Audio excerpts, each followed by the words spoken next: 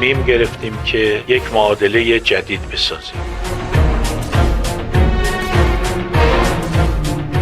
اون معادله جدید این است که من بعد رژیم صهیونیستی در هر نقطه‌ای به منافع ما، به دارایی‌های ما، به شخصیت‌های ما و به شهروندان ما حمله کند، ما از مبدأ جمهوری اسلامی ایران او را مورد تهاجم متقابل قرار خواهیم داد و عملیات وعده صادق نمونه برجسته و کاملاً واضحی است از این معادله جدید.